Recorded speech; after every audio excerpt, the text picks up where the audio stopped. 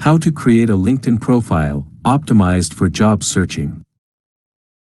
Hey there, cultivator. In this article, I'm going to be sharing 3 tips on how to optimize your LinkedIn profile for job searching. Let's break down really quickly why this is so important.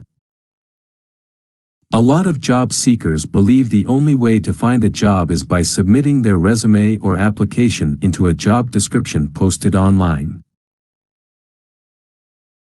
However, I want to share the opposite end of that spectrum, which is that recruiters each and every single day are literally typing in keywords and searching for people with specific skill sets so that they can message them and ask, "Are you by chance interested in an opportunity?"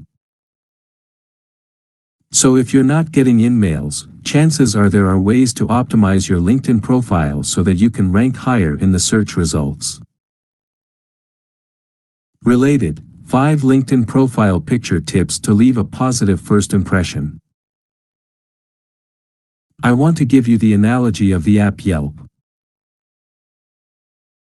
On Yelp, you're always typing in best restaurants and the city that you're visiting, and you're going to probably yield hundreds of results. However, chances are you're probably only clicking on page 1, possibly page 2. Very rarely do you go beyond that, right? You just want to know the restaurants that are ranked the highest.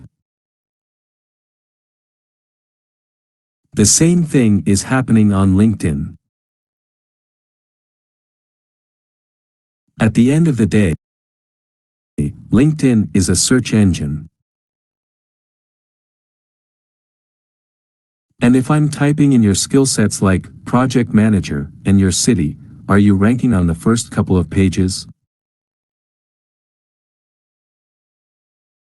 If you're not entirely sure, or you know that you're not optimized because you haven't been getting any emails from recruiters about these opportunities I'm talking about, then you're in luck. We're going to dive into how to optimize your LinkedIn profile for your job search. You can watch the video below, or continue reading on to find out. Without further ado, let's jump in. There are actually lots of ways to optimize your LinkedIn profile. I can't go through every single one of them, but I'm going to go through 3 of the main opportunities one feels so many job seekers missing out on. And this stems from my recruiting years, looking through thousands and thousands of LinkedIn profiles to now career coaching and helping people create theirs. I have seen that these 3 sections have been typically the ones that aren't filled out as completely or as accurately as possible. The profile summary section. The first one that we're going to go over is the profile summary section.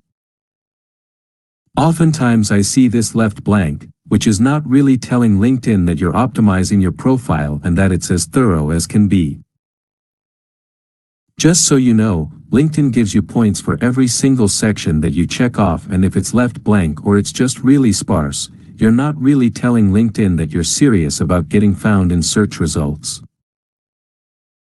The other mistake I see so many job seekers make is that they don't fully maximize and optimize the space that's given to them. So on a resume, your profile summary is just a paragraph. On your resume, you're never encouraged to use the word "I" or speak from the first person. However, LinkedIn is completely opposite of that. They not only give you 2,000 characters to fill in that space, but at the end of the day, your LinkedIn profile is a social media platform. So you're encouraged to write from the first person and share with the world who you are. What is your mission? What's your personality? What is it that you do? What is it that you love? All of these things should be coming to life in this profile summary section.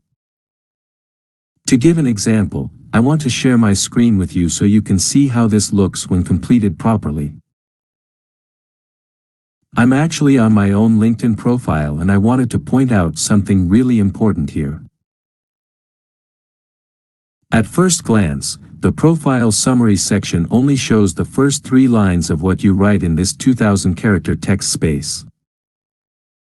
So a lot of people make the mistake of sharing their big what or purpose down below, which can only be seen when people click on See More.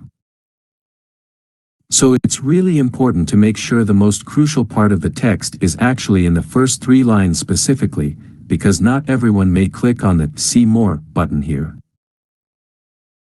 So to read through my example, I put in the very first line that I'm a career happiness coach and expert job search consultant. So right off the bat, you know exactly what it is that I do and what I'm known for. My mission is simple, and I really speak to who I serve and who my intended audience is. Then throughout the rest of my profile summary, I'm going to be talking about my backstory. How did I get there? What's my credibility? What experiences did I have along the way? A lot of people make the mistake of starting with that, and what they do becomes buried under paragraphs, so we just want to reverse that. Now you might be wondering, how do I know what to write about my background? The beautiful thing is this is your profile, so there are many ways to customize this. One helpful question is, if your dream recruiter or dream hiring manager were to land on your LinkedIn profile, what would they need to know or believe about you in order to spark some interest and curiosity to send you a message and say, "Hey, I read your profile. I really love what I see. Let's jump on a call because I'd really love to learn more about you." That's the whole aim here. So with that question in mind, you can really start to craft and formulate your own amazing profile summary that is injected with your personality, your credibility, and your mission.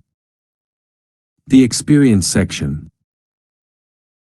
Now that we have an effective LinkedIn profile summary crafted with your own voice and bringing your personality to life, it is now time to move on to the second tip I have for you, which is all about creating the experience section.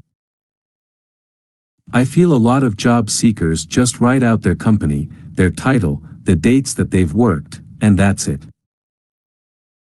But again, LinkedIn really wants you to optimize the space that is given, and they have a description box for every single job listed for a reason. Oh, you want to share with your hiring manager or recruiter who has now landed on your profile what it is that you have done specifically, what skills you've gained, and most importantly, what is most relevant to them. It's the perfect time to highlight that and also sprinkle in keywords so that you're optimizing yourself for the search results you want to be found in. Alright, so I'm going to take you through my profile again and just share with you what I mean by all of this. So typically speaking, people have the title, their company name, the dates that they worked, and then they leave this whole section blank. But this is a perfect time to really highlight all of the transferable skill sets that you have, as well as the main accomplishments you're really proud of as they align with the future job that you want. So for instance, if my goal here was to be a consultant or I wanted to become a recruiter for R&D positions, it makes sense that I would have written here that I was the sole recruiter for 30 R&D requisitions.